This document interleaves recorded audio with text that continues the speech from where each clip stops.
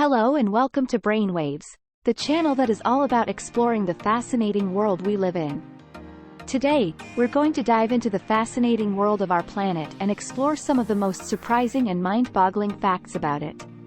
From the mysteries of the ocean to the secrets hidden beneath our feet, get ready to be amazed by the incredible planet we call home. Before we dive into why the Earth is not a perfect sphere, let's first consider what the shape of the Earth actually is. When we think of the Earth, we often picture a perfectly round ball, but in reality, the Earth's shape is much more complex than that. The Earth is what is known as an oblate spheroid, which means that it is roughly spherical in shape but bulges at the equator and flattens slightly at the poles. This shape is due to the Earth's rotation, which creates a centrifugal force that pushes outwards at the equator and causes a slight bulge. So even though the Earth may not be perfectly round, it is still a remarkably beautiful and complex planet that we call home. So why is the Earth not a perfect sphere? Well, as we mentioned, it's primarily due to the Earth's rotation. The centrifugal force created by the planet's rotation causes it to bulge slightly at the equator and flatten slightly at the poles. This force is caused by the way that objects in motion are affected by the Earth's gravitational pull. Because the Earth is not a perfectly rigid object, it is able to deform slightly in response to this force. While the amount of deformation is relatively small, the difference between the Earth's polar and equatorial radii is only about 21 kilometers, it is still enough to give the Earth its characteristic shape. The Earth's oblate shape has a number of interesting and important consequences. For example, it affects the strength of the Earth's gravitational pull. Because the Earth is slightly wider at the equator, objects at the equator are further away from the planet's center of mass and therefore experience a weaker gravitational pull than objects at the poles. Additionally, the Earth's oblate shape affects the length of a day. Because the Earth's rotation is slightly faster at the equator than at the poles, a day at the equator is about 17 milliseconds longer than a day at the poles. Finally, the Earth's oblate shape affects the orbits of satellites and other objects in space. These objects must take into account the Earth's oblate shape in order to stay in stable orbits around the planet.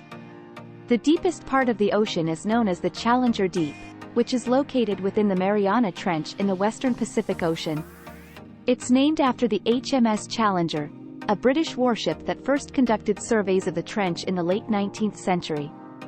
The Challenger Deep is the lowest point on Earth, with a depth of over 36,000 feet, 11,000 meters, below sea level.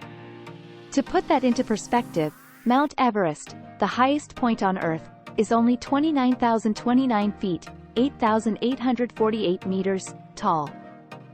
So the depth of the Challenger Deep is truly mind-boggling. Despite being so deep, the Mariana Trench is just one of many deep parts of the ocean that we have yet to fully explore and understand. The Mariana Trench reaches a depth of over 36,000 feet, 11,000 meters, below sea level, making it the deepest part of the ocean and the lowest point on Earth. The trench is located in the western Pacific Ocean, near the Mariana Islands, and is shaped like a crescent. Its deepest point, the Challenger Deep, is located at the southern end of the trench and is named after the HMS Challenger, a British warship that first conducted surveys of the trench in the late 19th century. Despite numerous expeditions to explore the Mariana Trench, much of it remains unexplored and shrouded in mystery. The deep, high-pressure environment makes it extremely difficult to conduct research and uncover the secrets of the deep. The bottom of the Mariana Trench is a largely unexplored environment, but what we have seen so far has been fascinating. Despite the extreme pressure and darkness, a number of unique creatures have adapted to living in this environment. These include giant isopods, which are crustaceans that can grow up to 14 inches, 36 centimeters, in length, and amphipods, which are a type of shrimp that can grow up to 10 inches, 25 centimeters, long. We've also spotted some translucent jellyfish-like creatures that use bioluminescence to attract prey. Additionally, we've found evidence of microbial life at the bottom of the trench, which is exciting because it could potentially tell us more about the origins of life on Earth. Exploring the Mariana Trench is incredibly challenging, but the discoveries that await us make it well worth the effort. The Earth's magnetic field is a force field that surrounds the planet and extends into space. It's generated by the motion of molten iron in the Earth's core and the interaction between this fluid and the Earth's rotation. The magnetic field is invisible to the human eye, but it can be detected and measured using special instruments. The magnetic field is not static. It changes over time and can even reverse periodically, with the north and south magnetic poles swapping places. This phenomenon is known as geomagnetic reversal and has occurred many times throughout the Earth's history. The Earth's magnetic field helps protect us from harmful radiation from the sun and cosmic rays. These charged particles can cause damage to our DNA and other biological systems, so it's important that we have a way to shield ourselves from them. The magnetic field acts as a force field around the planet, deflecting and trapping these particles away from the surface. Some of the charged particles get trapped in the Van Allen radiation belts, which are two donut-shaped regions of high-energy particles that encircle the Earth. Others are deflected away from the planet altogether. Additionally, the magnetic field helps protect our atmosphere from being eroded away by the solar wind, which is a constant stream of charged particles emitted by the sun. If the Earth's magnetic field were to weaken, we would be more vulnerable to harmful radiation from the sun and cosmic rays. This could have a number of effects on our planet, including damage to our technological infrastructure such as satellites and power grids. Without the magnetic field to protect our atmosphere, more of it would be eroded away by the solar wind, which could in turn affect our climate. Additionally, the weakened magnetic field could potentially expose more of the Earth's surface to solar and cosmic radiation, which could have negative health effects for living organisms. Predicting changes in the Earth's magnetic field is a difficult task, but ongoing research is helping us better understand this important force. Exploring the ocean is a challenging task due to its vastness, depth, and pressure. The average depth of the ocean is around 12,000 feet, 3,700 meters, with some areas reaching depths of over 36,000 feet, 11,000 meters, at the ocean's deepest points. This makes it difficult for humans to explore without specialized equipment such as submarines or remotely operated vehicles, ROVs. The pressure at such depths is intense, and special precautions need to be taken to ensure human safety. Additionally, the ocean is vast and largely uncharted, making it difficult to know where to focus exploration efforts. The development of new technologies such as advanced mapping systems and underwater drones is helping us to explore more of the ocean, but there is still much to be discovered. Despite the fact that the ocean covers more than 70% of the Earth's surface, only about 5% of it has been explored. This is largely due to the difficulties associated with exploring the ocean, such as its vastness, depth, and pressure. However, efforts to map and explore the ocean floor have been ongoing for many years, and progress is being made. New technologies such as advanced mapping systems and underwater drones are enabling us to explore more of the ocean than ever before. It's worth noting that even within the 5% of the ocean that has been explored, much of it has not been fully studied or mapped in great detail. There is still much to be discovered in the vast and mysterious depths of the ocean. Despite the fact that we have only explored a small fraction of the world's oceans, we have already made some incredible discoveries.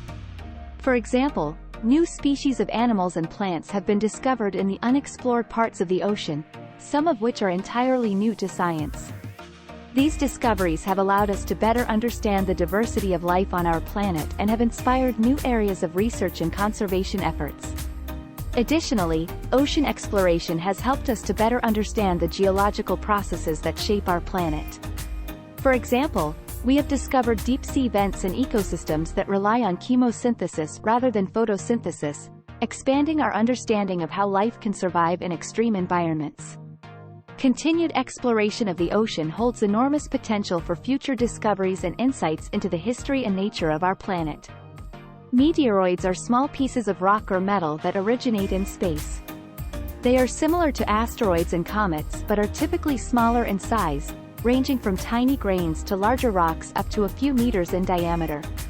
Many meteoroids come from the asteroid belt between Mars and Jupiter, while others come from comets or other sources within our solar system.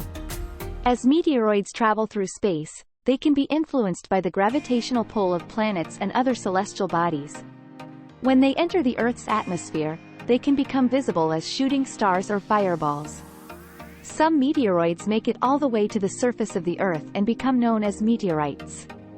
Meteoroids fall to Earth when they enter our planet's atmosphere. They typically travel at speeds of around 40,000 to 165,000 miles per hour, 64,000 to 265,000 kilometers per hour, and enter the atmosphere at a steep angle. As they encounter the Earth's atmosphere, they compress the air in front of them, causing the air to heat up and glow brightly. This is what we see as a shooting star or fireball. The heat generated by this process can cause the meteoroid to break apart or vaporize completely. The size of a meteoroid and the angle at which it enters the atmosphere can determine the brightness and size of the resulting meteor or fireball. Most meteoroids burn up in the atmosphere and never make it to the surface of the Earth.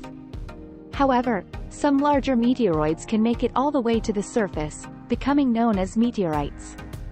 Meteoroids can have various impacts on Earth depending on their size and composition. Most meteoroids burn up in the atmosphere and never make it to the surface, posing no threat to humans or the environment below. However, larger meteoroids can cause significant damage if they make it to the surface of the Earth. In 2013, a meteoroid exploded over Chelyabinsk, Russia, causing injury to hundreds of people and significant damage to property. On a larger scale, a meteoroid impact is believed to have caused the extinction of the dinosaurs. Despite these potential dangers, meteoroids can also have a positive impact on Earth. The study of meteorites can give us insights into the early formation of our solar system and the history of our planet. They can also serve as clues to the potential for extraterrestrial life. That's all for today's episode of Brainwaves. We hope you enjoyed learning about some of the most surprising and interesting facts about our planet. From the depths of the oceans to the heights of the mountains, the Earth is truly a remarkable and complex place. But most of all, we hope that this video has inspired you to continue exploring, learning, and discovering new things about the world we live in. Thank you for watching, and we'll see you in the next episode.